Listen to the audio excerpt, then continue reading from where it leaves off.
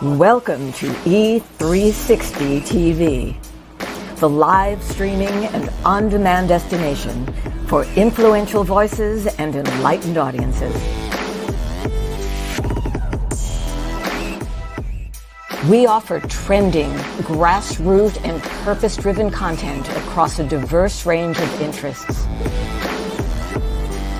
E360 TV is more than just watching programs.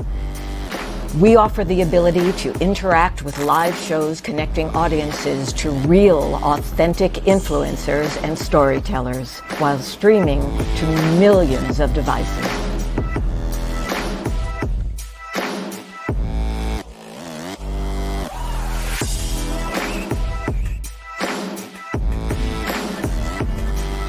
Real experiences. Raw conversation. One destination for it all. E360 TV. Hello, hello, hello. I have a question for you. Have you ever felt completely lost? You know, seeking purposeful direction that could and should propel your mission within your divine journey to that next level, but still it hasn't happened. Well, my name is Lauren Michaels Harris, and I'm the founder of P3, the Journey Series. People come to me because they're wounded. Many are scared, and even there are those who are bruised simply because they feel that they are increasingly, for whatever reason, losing their ability to dream. Now, this P3 program is not for a person who's just looking to start a business, no, but rather for those of you out there who have been on your journey and you've been navigating within your divine purpose, but you still desire to elevate to that level that you have not reached yet. If this is appealing, if this describes you, then I want to have a chat with you. I want to hear your story. So use the link below to get registered for your free seat at P3, the Journey Series. And let's get started, one story at a time. I'll see you inside. Click the link.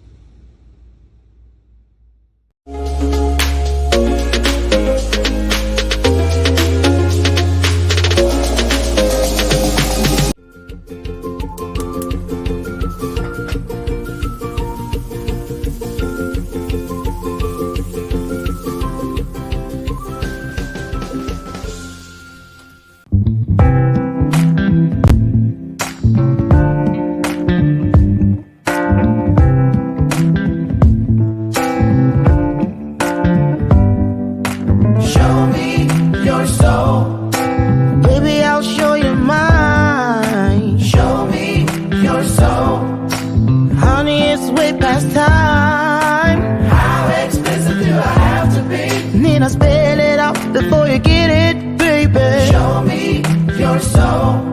And honey, I'll show you mine. I'll show you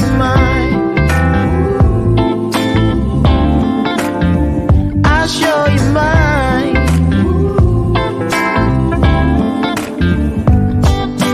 Boy, I'm standing right here holding up a sign, shamelessly displaying my state of mind. You walk right past me, pretending like you don't see what's yours for the taking tonight. I really do look like the Grinch. I look like the Grinch today, but I'm not feeling like him. Oh, it's Monday. Rainy days and Mondays. Yeah, rainy days and Mondays. Karen Carpenter, miss you, girl. She used to say it all the time in that song. They used to get me down. They don't get me down. It's a typical Monday, though. Welcome to today's installment. I forgot to set the alarm last night and woke up less than 50 minutes ago. Boy, you talk about Speedy Gonzalez. Oh, I hate when my routine gets thrown off, but I'm here and we have a great guest for you. Welcome to today. It is the 4th of December, 21 days Went to the first Christmas party of the season this weekend. We did. My husband Brian and I. We went to.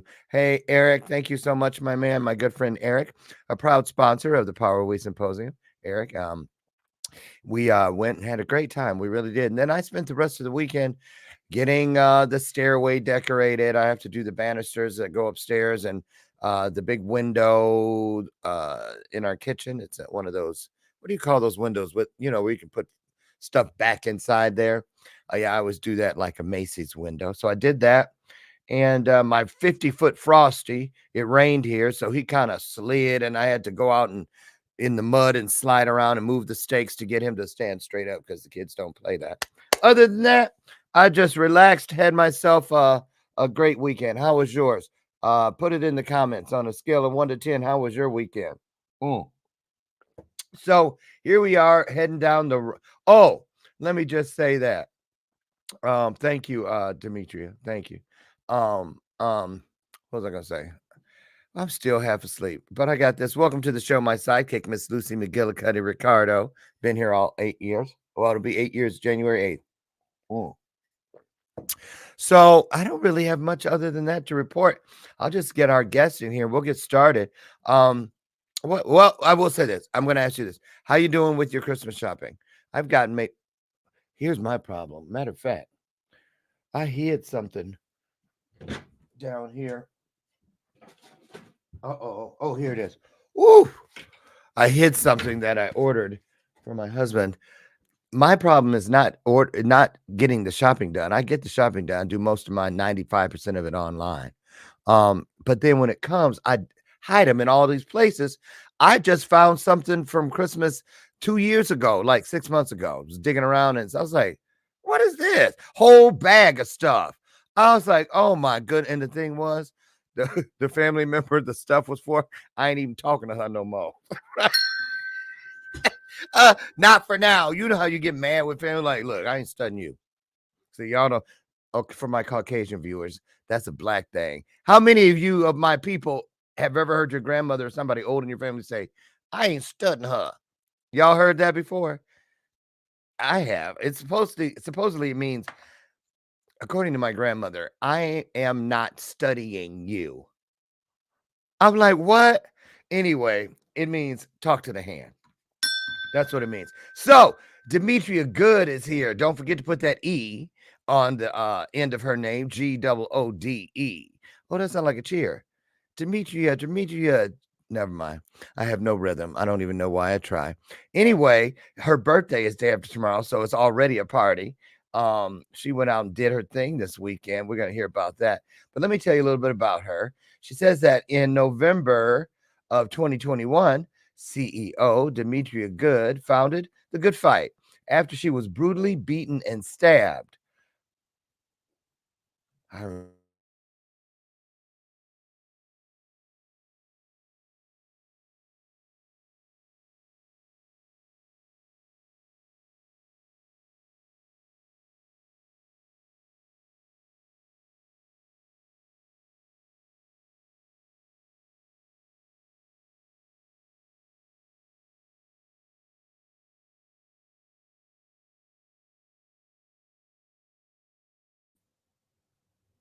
Okay. Y'all already know.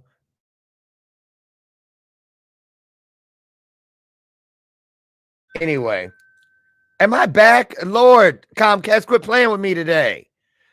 Dang. Bootleg satellite using self. I'm not kidding you. I think Xfinity get all the equipment from the dollar store.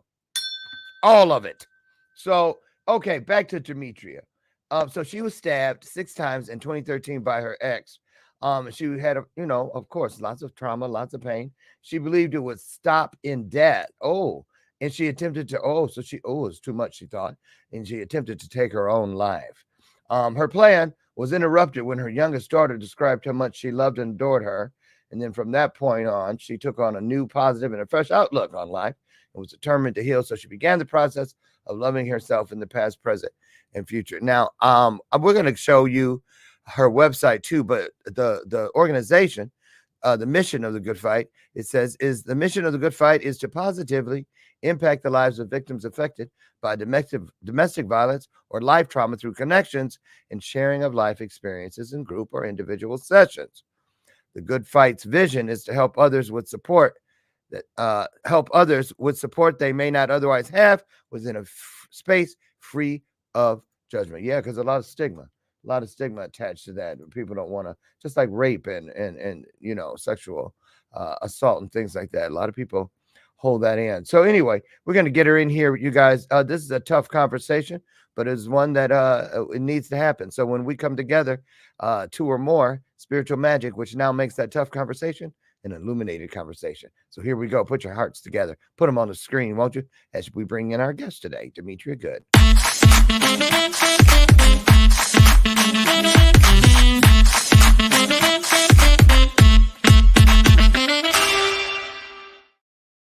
Hey, good morning. I had to blow my nose. Hey, You know, know I'm what? sitting here laughing in the background, right? I'm turning into a combination of every old person that used to be in my family. Most of them have gone on to glory, but I'm not kidding. My Aunt Candy, my Uncle Willie, my Grandma Callie. I'm like becoming all of them rolled up in one. Oh, girl. I'm 61. How old are you, DEMETRIA? Can I ask? Yes, I'll be 44. I don't even look it, do I? No, and you'll be 44. You sound like you're from Wednesday. Nashville. No, I'm a Northern Virginia girl. I'm Oh, a I was kidding. You VA. sound like New York. No, I'm a VA baby. So you'll be 44. That's an angel. That's my angel number, 44 or 444 Mm, on Wednesday. yes. Happy birthday. And what is Thank Wednesday's you. date? The 6th, December The 6th, 6th. December 6th. Happy birthday to you. Thank So you. let's start here. How's it feel making 44 on Wednesday after what we just heard in the bio, as far as you almost not only did, like many of us have had those thoughts of taking our own lives from time to time, keeping it real, but not many of us can say that somebody stabbed the crap out of us and tried to take us out that way. Someone actually attempted to murder you. Mhm. Let's talk about that. First things first, though. I'm gonna dip out. I'd like to give the guest a minute to and I'm gonna give you exactly a minute. So when you hear dun dun dun dun dun dun, that means wrap it up. I'm just kidding. I'll Okay. come back in. I'll come back in a minute. But just say hello. Anything I didn't add or something, whatever's on your heart. Just create your own vibe with the viewers. And I'll come back and we get the interview started. Is that okay? Yeah, absolutely. Okay. Am I talking really fast? You My always talk fast. ADHD be You putting know his it. foot on the gas. I It's okay. girl, you think this stuff you'd have seen when I was 6, 7, 8, 9, 10?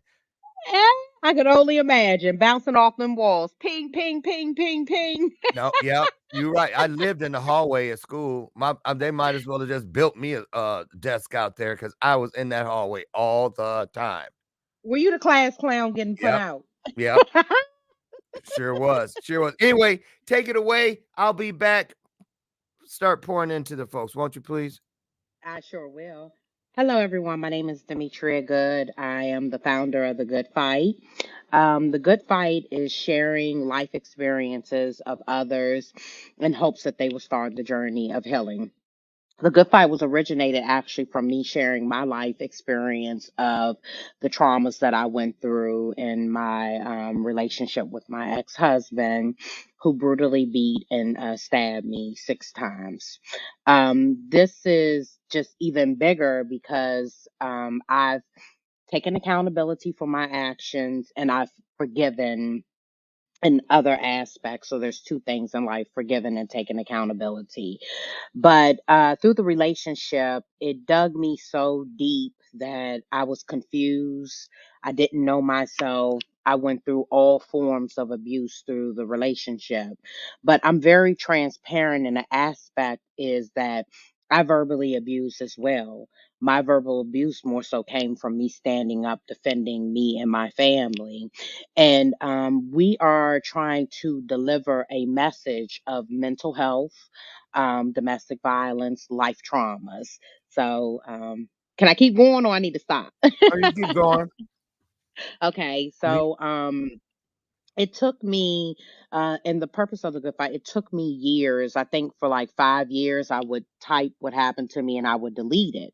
But the reason more so that I came out was because my ex continued to lie and he wasn't telling the truth. I actually wanted to be left alone, and if he would have left me alone, I wouldn't be sitting here where I am today because I wanted to heal.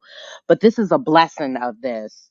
I'm kind of glad he kept going because it allowed me to identify challenges in my life all the way back into my childhood and the men that I chose and the Oh, reason why I was going through the things I went through. So what okay. I call it is childhood traumas affecting adult decisions. But there is a point in life where we have to stop making excuses Yeah. and take accountability for our traumas, because through our traumas, if we don't take accountability, what happens is we are abused, but we can become abusers as well. Well, and that's true. And we're Mhm. gonna stop there so we can go back and get some of this origin story to set it up because we like people to. I want to pull the curtains back to see from the rooter to the tutor. You see what I Let's mean? go. Bill, well, because Mhm. all of our stories begin once upon a time, or if you're a believer in the beginning, and so it's sometimes hard to see the whole picture if we don't start at the beginning. So I want to ask you this. Start by telling us where you grew up. What was life like for little Demetria? What did you grow up in a two parent home, a single parent home? Was it the ghetto? Was it the suburbs? What was that like? So I grew up in upper middle class, but a very dysfunctional family. And if you go on my Facebook, I'm very raw. I say I was born into traumas. I was born into drama. I was born Mm, into a dysfunctional family off the break. okay. So, I try to watch what I say on certain things because others have to share their life experiences, but I can only share mine's. I know what you're So saying. I, yeah, exactly. So I went through a childhood of traumas, emotional, Okay. physical, verbal abuse. So, Um, okay, let's go there. So let's go to mhm, relationships because it leads to mhm, the ex-husband. So as far as relationships and trauma in relationships with significant others, mhm. because it's sometimes a child will watch abuse between parents and that'll send them off to find or wherever they see it or something happens to them. So, but the signs really start popping up when there starts to be those romantic relationships, the kind of people we are gravitating to. So, did you go for the narcissist? Describe the typical man or male that you were drawn to, even as a girl. I think they were drawn to me, and I Oh, think I received them because we don't know deep traumas of others, but I know from a childhood that I had a vulnerability of love because I was lacking the love piece. From 12 to 16, I was in and out of the system, and I felt as though the system was giving me more attention what do you than mean I when you was say getting that? at home. What you mean? What do you mean, like foster care?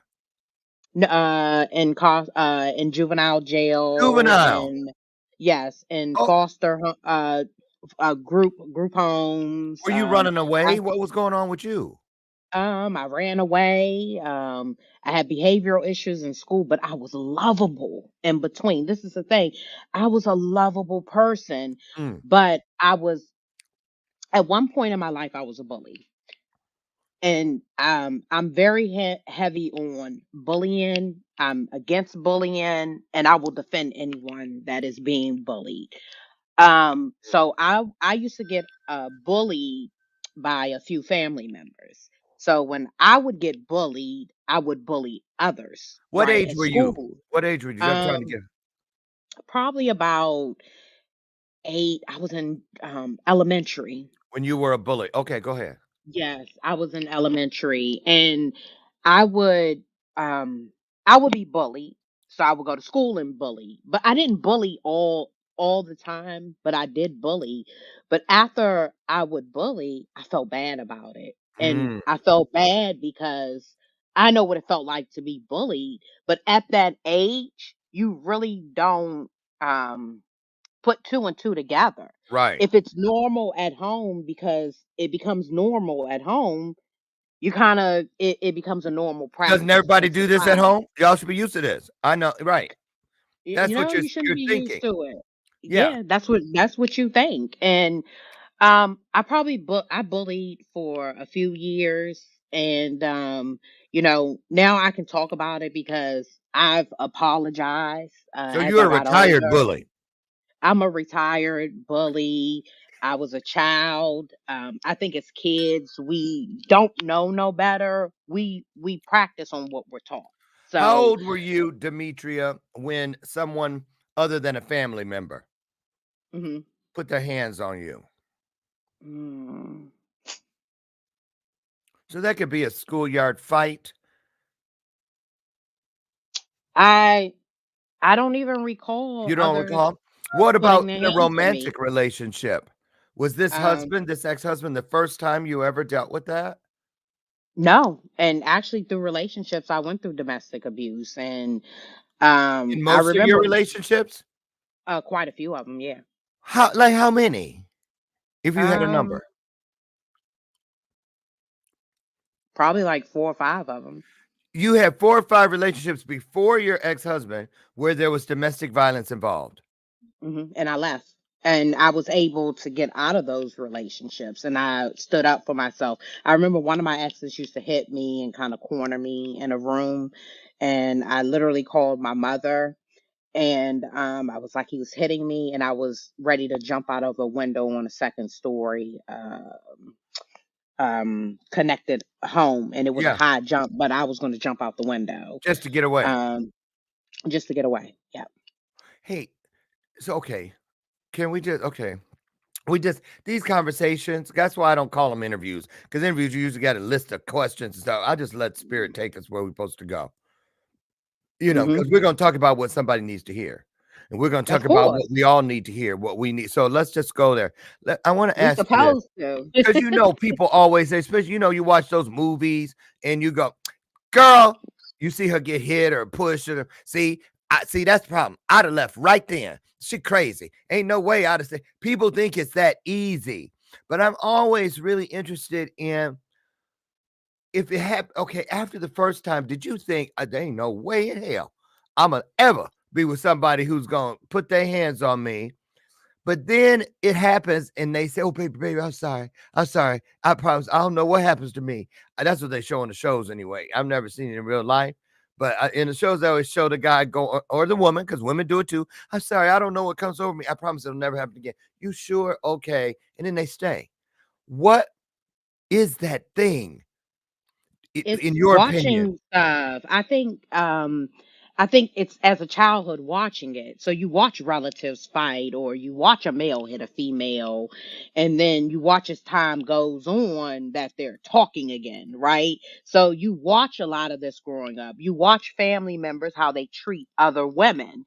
And in your mindset is you're like, So I you. would never mess with a man like the men I watched growing up. But in Oh. reality, I end up dating men similar to the men I watch growing up. So, What is the common denominator you think in these men that you choose, or the 5 that you chose? What was the thing about them? I mean, did you think who is it? Is it them or is it me? I think it's both of us. It's see, and this is where we have to take accountability because a lot of folks You don't. said that. We're quick to accuse others for our behaviors, but we Yeah. don't take accountability for our actions, right? Mhm. So if I'm in a relationship, my biggest downfall is I wanted to be loved so bad. So I overlooked red flags. I overlooked a lot of things because it was that piece of me that wanted to be loved. But in the process, I used to blame the financial abuse or the emotional abuse or the verbal abuse on the other person because me, it was like a buildup. So I would financially take care, I would emotionally. It was like I was a mother to a lot of these men, right? Uh-huh. So but that mother piece, because a child gives a mother love, and this is how I look at it as well, but they were broken. they had issues. So I think all of my relationships, because of my traumas, of me Yeah. trying to silently suppress my traumas and to build that peace where I just wanted to be loved. So if someone came to like they loved me or they cared about me, that's what I would go for. But it wasn't love. So I end up putting myself situations where I became the lead, where a man is supposed to lead. So it's like I would give the man that role, like you're the leader of the household. But then when Snatch it I back. when I was running the household, it felt like I just lost all respect because I'm like, I'm taking care of the household. Like it became a buildup. But guess what? At the end of the day, I put myself in that situation. I had options and choices to leave. I had options and choices to to listen to, or the red flags that were penetrating inside of me, I ignored them because it's like you That- get butterflies in certain situations. So it's like, yeah. you ever been in a situation where you have butterflies? It's like we know what's right, but we feel as though it's wrong, and we get these butterflies, but we always gear towards not the right decision, but the wrong decision. And Well, that's a lot of what I was doing in that's life. called trusting your instincts or not. No, it's going against your instinct That's what because I'm my saying. instinct That's the is same thing. yes, Look, yeah, when you go against them, it's because you don't trust them. yeah, You don't exactly. trust Well, your instincts. Okay, it's you don't trust yourself. that's what I mean. Yeah, You I'm just don't saying. get any closer to self than Yeah, instincts. yeah. That's self trying to tell you, look, dodo, look, dummy, get your ass up. We know when we walking down the street, we hear something, you go, oh, something don't feel right here. I'm getting ready to go the other way or something. So okay, so we all know that we we in agreement. We have instincts. We have fight or flight. We have all these different things. I want to know this with your. Let's move it on up to the ex-husband because that was the culmination. That was the straw that broke the camel's back. That is when you decided to change it and change it once and for all. But I want to ask you this: did he ever put his hands on you, or did you see any signs that he was capable of it prior to saying "I do"? Whew, good question. So, I think I was clingy. I wanted to be around Wait a him minute. a lot before we got married, and Mm, there was an setting it up, instance y'all. You where see that? She's setting it up. yep, Why you didn't yeah. just say So, yes or no? because it's yes and no. No. Because what I'm trying to what I'm trying to get in the situation is, or to show is, I could have provoked the situation before because he didn't physically like hit me. So I could have provoked the So wait a minute. situation Prior by to getting married, he never mhm. had hit you. He pushed he one time we got in an argument and he kind of grabbed me and pushed me against the wall. And what a lot of folks don't realize is that caused me to have a miscarriage. And I never talked about it. Never really said So anything about it. But okay. that was the only time. It wasn't like a physical like punch me or hit me. He kind of See, grabbed me and okay, I'm gonna stop right there. I'm gonna stop you right mhm, there. Here's why. I'm just saying. I'm just saying, mhm, Demetria, for real. When you said he kinda grabbed me, mhm, it didn't feel like a kinda when he had your ass. mhm, It was like this done grabbed me. It wasn't mhm, no kinda involved in the mhm. moment. He But you gotta grabbed you. remember. He grabbed you Mhm, and he pushed you into the wall. But mhm. listen, I'm just asking myself right now when I hear you talk about it, why would she say he kinda? Because Because we both were aggressors in the situation because I was upset well, and he was upset. So there, I'm trying to be like very fair, transparent, like of my but accountability that's a and separate. his I'm getting. accountability. Wait a minute, because I'm Mhm. getting ready to ask you about that part because you said you were a bully, and I was going to ask you that next. I promise I was. I was going to ask you that. Mhm. Do you? Because I know I've talked to women who say because they what they associate that with. That's how he loves me. That's his love language, or part of that is my love language, whatever the situation may be. Usually, some of both. Um, or to keep him here or to engage him, because it turns into we make up, we have awesome sex. I've heard it all, that they will pick a false fight, or they will instigate to push him, to push him, to push him. So I was going to get to that, but don't you think it's important? You said the accountability. Don't you think it's important that you take accountability too? I'm just saying, don't let him off. How can you make it seem like it was not what it was? He didn't kind of grab you. He grabbed me. He And grabbed I guess you. it's my words. Yeah. You see what I'm saying? Because it seems it's almost like, excusing them or excusing the act because the law doesn't have there's no law for kind of grabbing. Mm-hmm. You And kind of I'm assaulted her. mm-hmm. And I'm never gonna excuse the situation.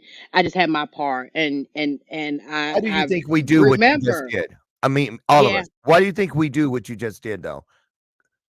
Soft, Because it's a softening in it. Is it for the politeness of the conversation? Is it to still protect them a little bit? Why do we do that? Well, I'm definitely not going to protect him. I'm definitely open and transparent Good for you. about issues that happen in our relationship, because I definitely want folks to know that do not ignore red flags, because There I you go. ignored tons of red flags. I should have left a For long time instance, ago. And give us matter of a fact, few. I should have left uh when he went through his situation and the feds hit him. But because of my loyalty and him losing everything, I decided to stay because I was holding a lot of pressure. So my dad had got robbed and shot, and then my ex-husband, he had got hit by the feds. So what I did What was does that I mean? actually Indicted?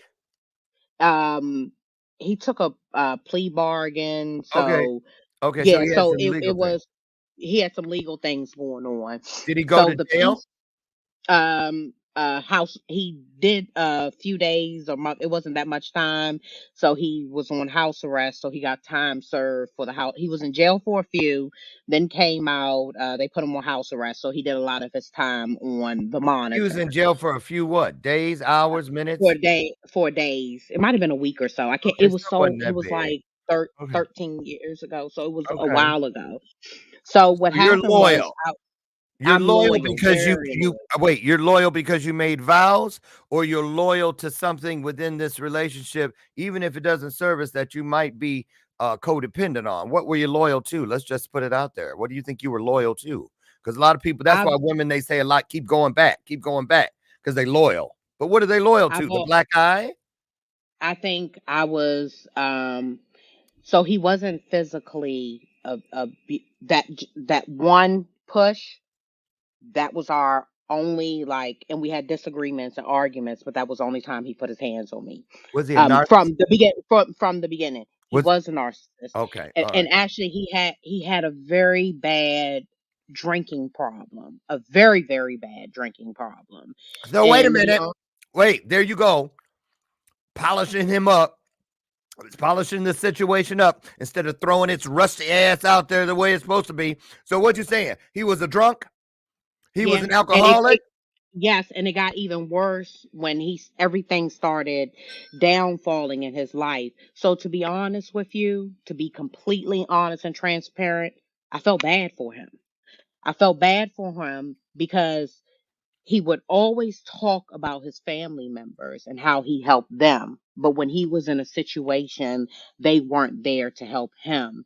And I guess that piece of me, that I've always been like this with family members, with friends, and not just the relationship, I've been taken advantage of because I love hard and I love different, because all I ever wanted On it. was to be loved how I loved other people, but I didn't get that in return from other people. So Right. I was loving harder than other people, and all I could see was my parents, even in friends. And if I'm dating someone, they'd be like, I don't think they're right. They're jealous of you. But I would always overlook that because I love so hard. Like, all I wanted to be loved all my life.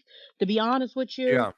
I really did not learn love or know what love was until I went through almost losing my life. And Okay. actually, up until 2 years ago, when I started investing in myself, I started loving myself because what I realized is I was always putting people before me and I always put myself last. Yeah. So that was one Sacrifice. of my biggest issues. And I didn't realize that was a problem until I started going through this healing journey that I'm going through. And Okay. when you start healing, you start looking at all of your flaws and you can't be in denial about them. You have to accept everything that you have been Oh, through yeah. in life. You So, do. You have to be honest with yourself. You mhm, have to. Let's go back for a second to the piece about um red flags.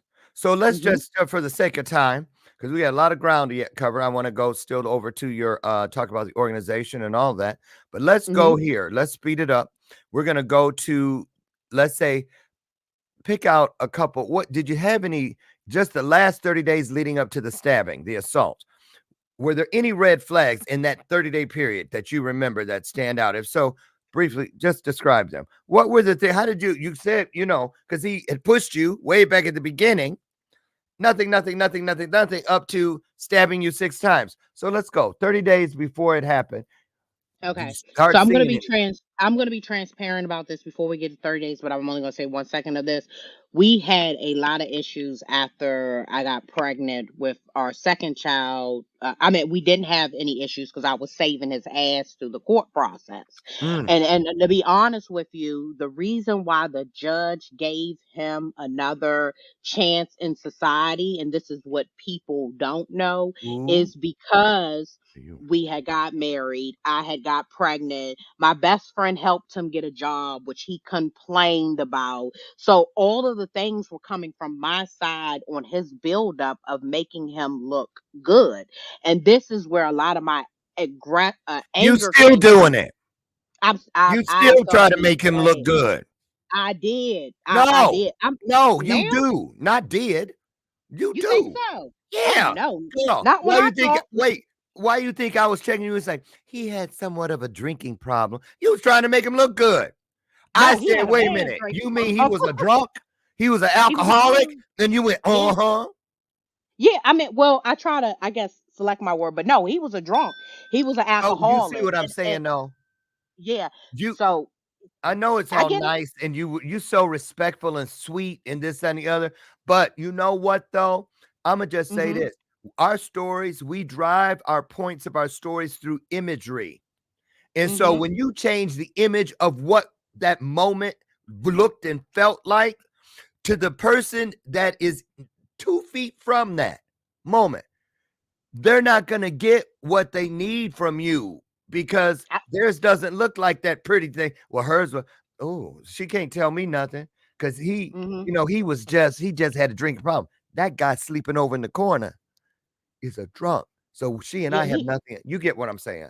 yeah, I get what you're saying. So, girl, He had a very bad drinking problem. So within the last 30 days, the alcohol, the everything was bad. Even one of his children was a narcissist like him. And people don't even understand like the traumas that we went through. And I can't tell, this will be a part two if I have to come back. But I'm gonna give you an example. I'm not gonna give you, I'm gonna give you a tell truth example, right? This is how bad I had moved families together. So my dad, all of our families together, and to protect the whole situation, after I got pregnant, it was more so like staying for the daughter, raise our child, even going through all the abuse. And I verbally abused him too. And my verbal abuse, I was standing up for myself. Like I was sick of the bullshit. So one of the examples was my daughter had his aggression start coming out because he had one family member that was there for him and that supported him, but everyone else, they weren't. It came from my side of the okay. family. Like my side was helping him, but my parents didn't like him. The only reason why they helped was Uh, because it was me and they wanted to make sure the household was taken care of. But out of the 6 years or so, 5, 6 years that we were in the house. This is how financial abuse, but I have to take accountability in that piece because I allowed it too as well. Okay. And when So and we when would God took him, when God took him out of that house, I should have left him out the first time when he okay. separated and moved in with the neighbor's niece across the street. So it gets deep, right? But the last 30 days was hell. It was pure hell. There was tension everywhere. I was so tired that I flat out told him and his kids because What- they kept downing me Okay, so that what I was was not. happening? Let's just wait. So, Wait. So, okay, you get up every day. There's tension in hmm the house. hmm So you was it? He became distant. I didn't want to be at home. Uh, hmm I found myself calling my mama more than usual. Let's try to zone in on some of the red flags. Okay. Well, I didn't. My mother and my dad knew more so of stuff because he lived there. My mother and them, I kept everybody. My best friend didn't even know I was going through the domestic See, violence. that's my So, point. so That's why I'm trying to yeah. get you to pull the curtain wide open. Okay. So some of the red flags, I'm gonna give it to you here. My daughter had a 4 pound Pomeranian, Here it comes. and the dog jumped up on the couch. And this is where my fear and being scared came from. The dog jumped on the couch and started eat. He left his sandwich. It was a steak and cheese. He put it on the couch to come back. He was going to eat it. He got up, washed his hands. What he did. The dog jumped on the couch and started eating the sandwich. All I heard, I was in the kitchen washing dishes. All I heard was a dog screaming. When I came out, he had the dog like this and he was just hitting the dog, beating the dog. I did not know what to think. I did not know how to move. I started screaming, "What are you doing? Why are you hitting the dog?" Like I was in rage. I didn't know what to do. I didn't know how to react. I was crying. I was scared. It was all emotions.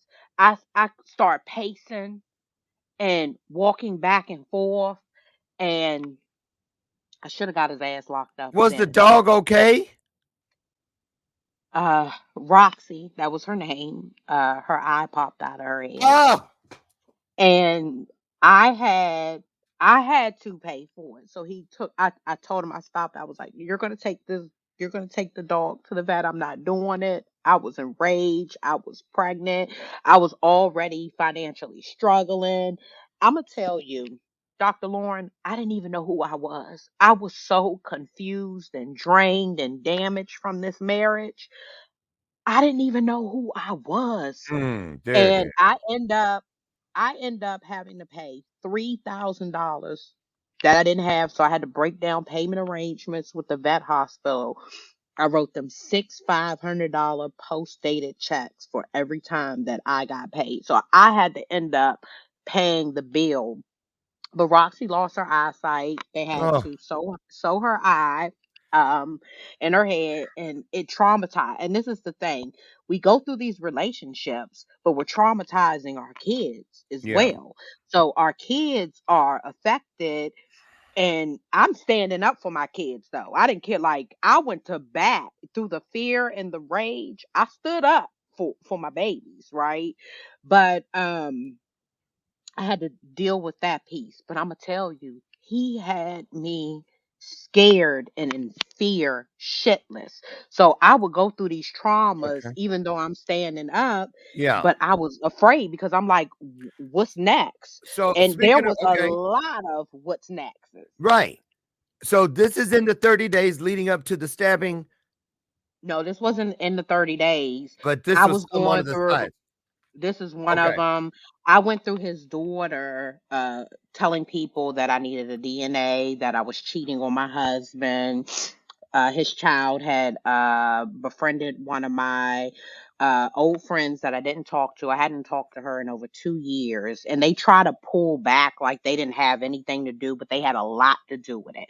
So I went to him and I was like, your child is spreading rumors and she's hanging with someone I don't hang with, and they're spreading Right. lies and stuff. I was like, Where do you stop? I said, you need to stop this. He would not stop it. He allowed his child to tell people I needed a DNA. I was cheating on my Yeah. husband, and So she knew that external he was drama. cheating. Yeah, Lots. but she knew that her dad was cheating. She was with the bullshit. Like, I even say a part of him what people don't know. I was sitting in one of my our mutual friends called me and was like, I'm calling you as a woman and as a wife because she lived with her husband. And she was like, your husband is so disrespectful. He was looking at, she might have, she was 17 or about to turn 18. I don't think she was, oh, she had just turned 18. And she's walking around her house because she had a butt too, and she's walking around the house and my husband's staring at her, and it's their son's baby mother. Mm. He drooling out the mouth, getting it. Now, if a woman calls you and tells you that your husband being disrespectful when they're home, you already know. You know what his response was? She of age now. She just turned 18. You's a sick ass, right? You's a sick. But not only Okay, did he wait. do it there, I came there and he got drunk and he did it in my face. I was so humiliated. I was so Okay, embarrassed. okay. So look, you don't got to sell me on he was an ass Mm-hmm. hat. Okay, so we Mm-hmm. get that. I knew that from way back when he pushed your ass. So Yeah. not see the thing is, I'm not surprised.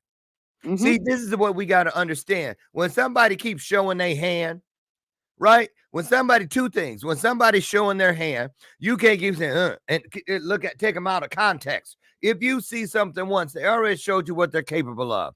Even if they do it to someone else, it ought to be a country song. If they'll do it with you, they'll do it to you. So, like, say Mm-hmm. for instance, if he was cheating, he was probably cheating when he met you.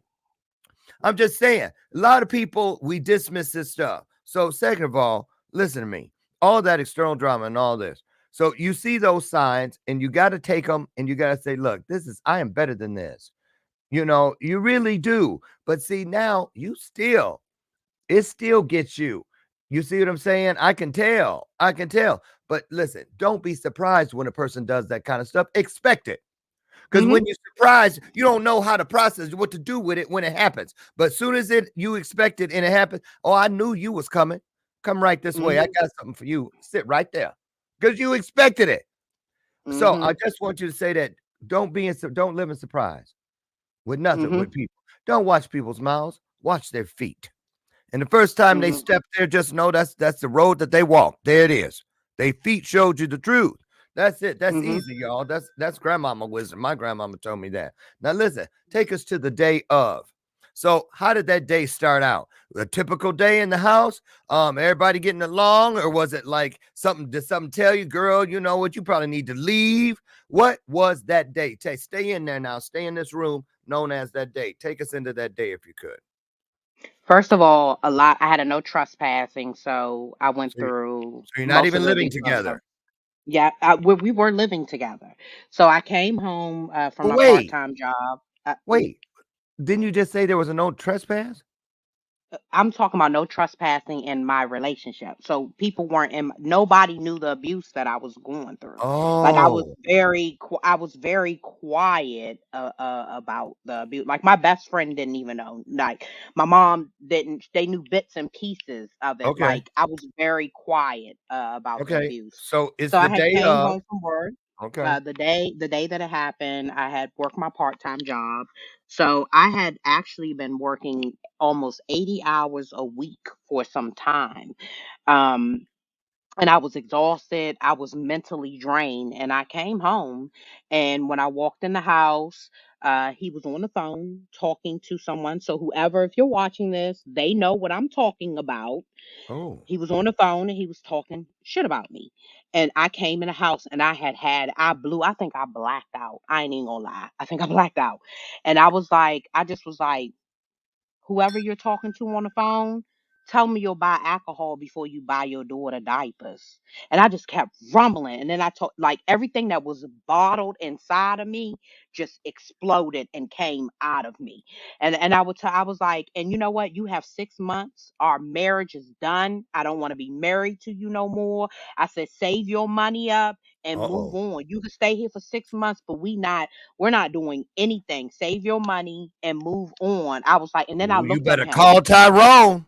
Huh. And then I looked at him and I told him, it ain't like you pay bills anyways in here. So I was just giving it back to him. Everything, all the lies he told on me, all the crap, and I was quiet. Like, I had to defend myself in a lot of situations because of his lies. Actually, the lies that he was telling was himself. So That you was the know bullshit he that was that doing. that Gatling gun of truth, you were spitting, like a tennis ball machine, just shooting that shit at his ass. This is too Man, much. So he hits the point of no return.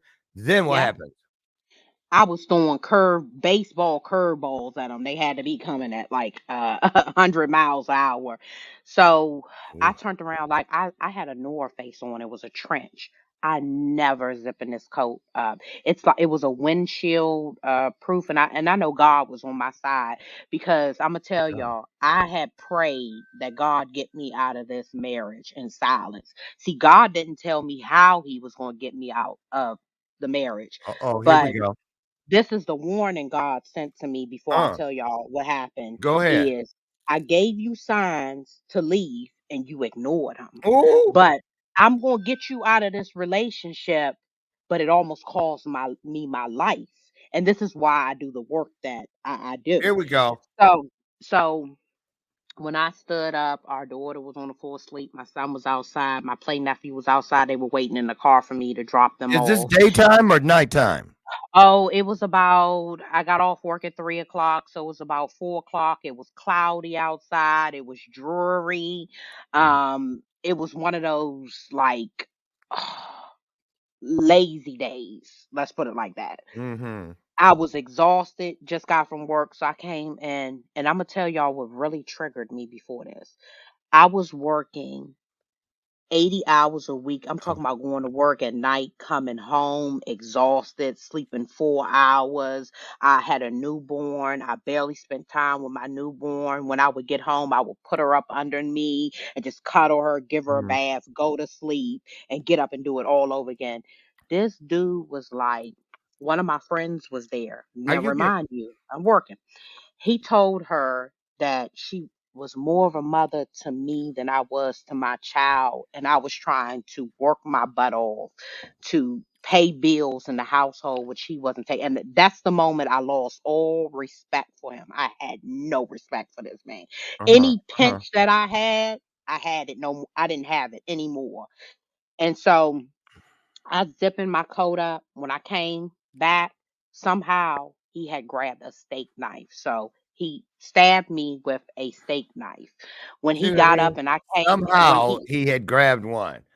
somehow, I Ain't no don't know how where he said it. he had it. Some He just quit he making had excuses it. for him. He grabbed steak I'm knife. sorry.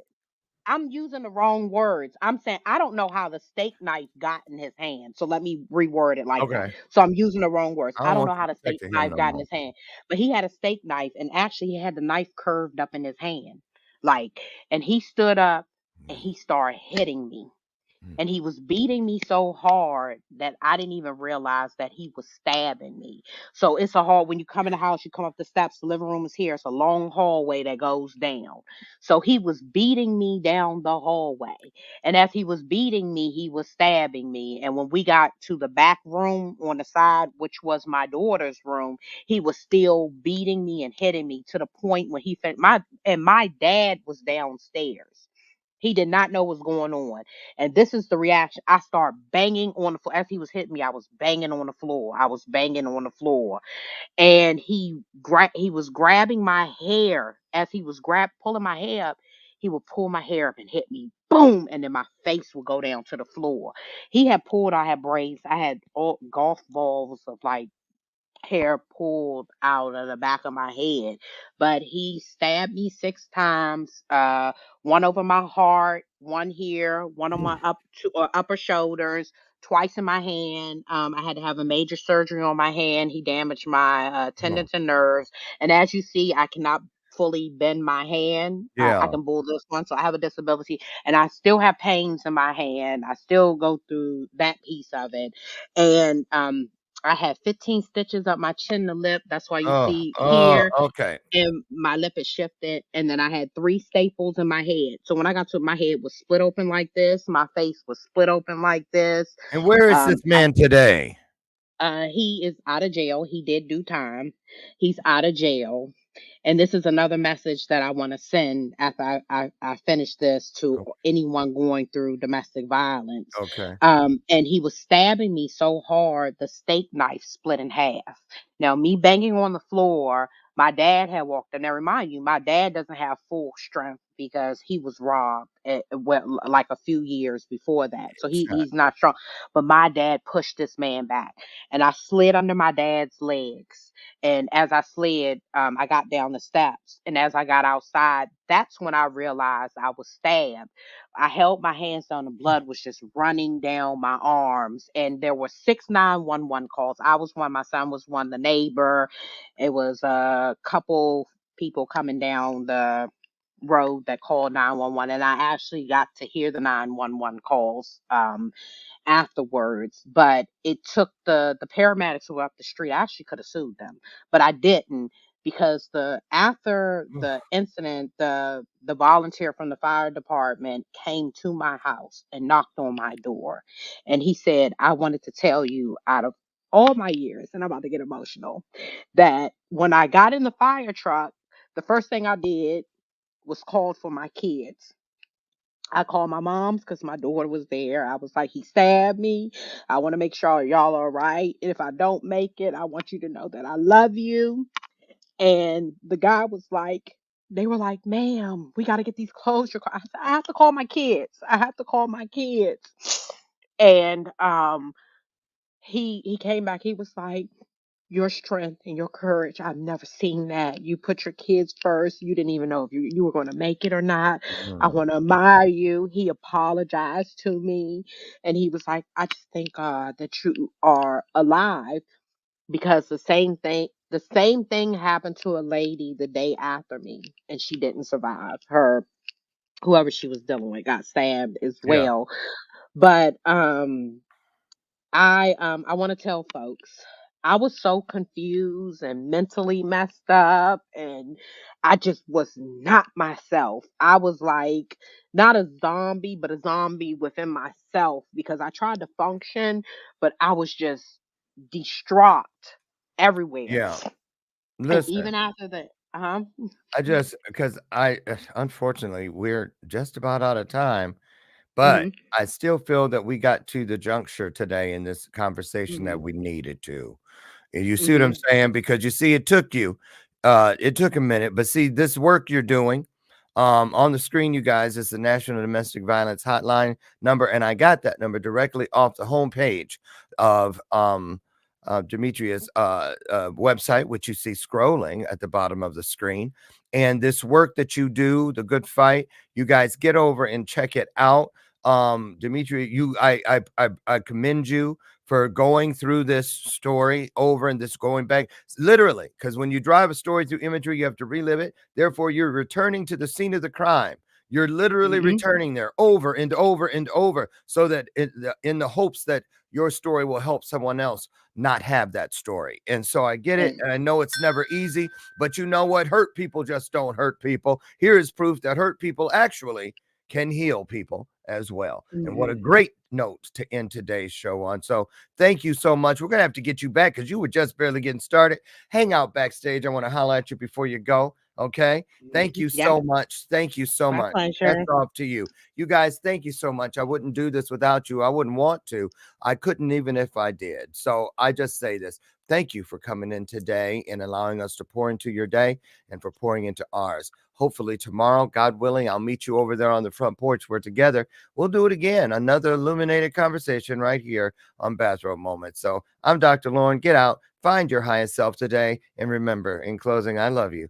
And there's not a damn thing you can do about it. I'll see you tomorrow. Great job, Demetria. Thank you so much. Thank you. Proud of you.